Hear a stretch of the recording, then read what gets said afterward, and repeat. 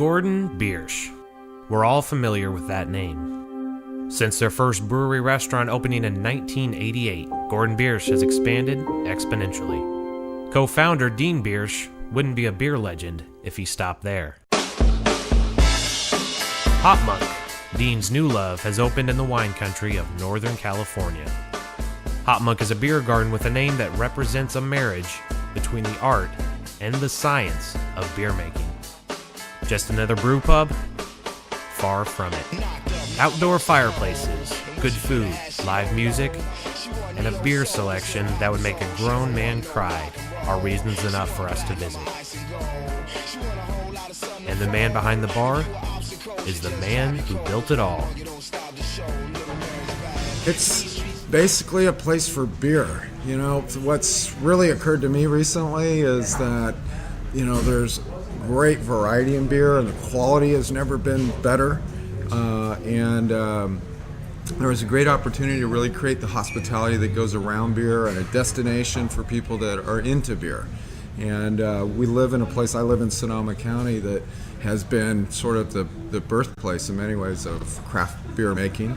And it's just really, for me, the idea is to really bring all these beers under one roof, add the food and the atmosphere, and create a destination. And we have a music venue as well, of course. Beer opens a lot of doors, let me tell you. That's the great thing about beer. Beer is so accessible.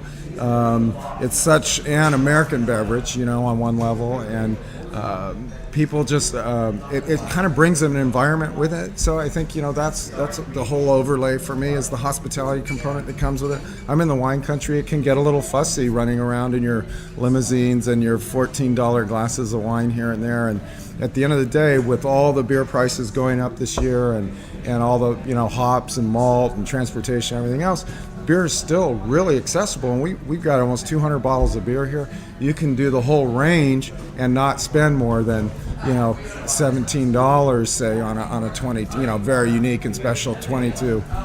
So the accessibility is still there, and I think beer is going to become a bigger and bigger story as people recognize it. Well, I have my partner Dan Gordon making a very unique unfiltered Pilsner, and we're just particularly proud of that here because it's a very drinkable beer. It sort of sets the stage for all the variety that's out in beer making. It's the classic style, the European sort of standard, and being able to do it unfiltered, we get that much more flavor in the beer.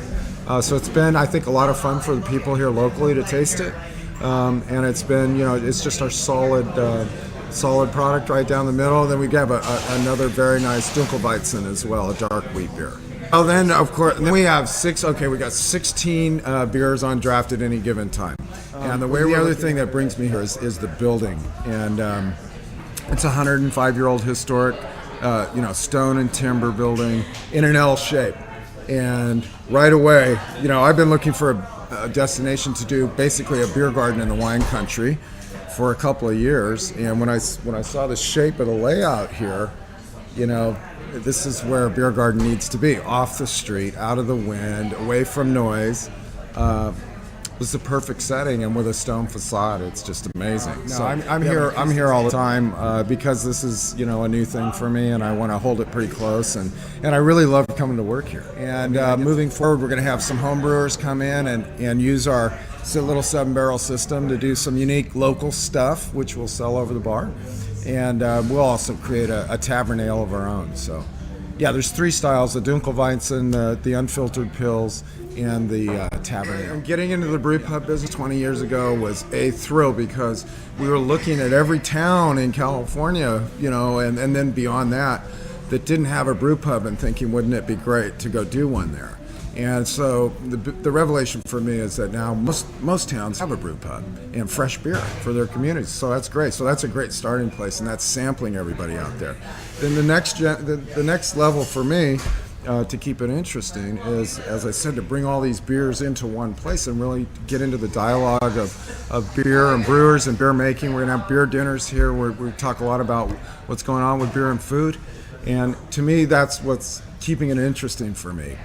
As much as I love the standard German-style beers that I'm associated with, there's a huge range of products out there, and that's a pretty fun place to go too. So that's why we're doing it. Yeah. Plus, I'm a busboy at heart, basically. That's really what I am. I like I love hospitality. I like to create environments, and I don't mind working hard. And so, on another level, I sort of figured if I was going to go another 20 years, I needed to kind of reinvent where I am now, so that I leave enough room to have a lot of fun over the next. I'm Dean Biersch, founder of Gordon Biersch. You may know the brewery in California, and I've got a new project. It's called Hopmonk Tavern. And we're in Sebastopol, California, so we're about an hour north of the Golden Gate Bridge, out in the wine country.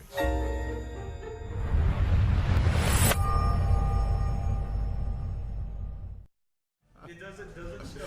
I really want that beer. I'm telling you, that's going to straighten me out. But then it'd be nap time. I got a little ways to go. Yeah, you got to make it. Yeah.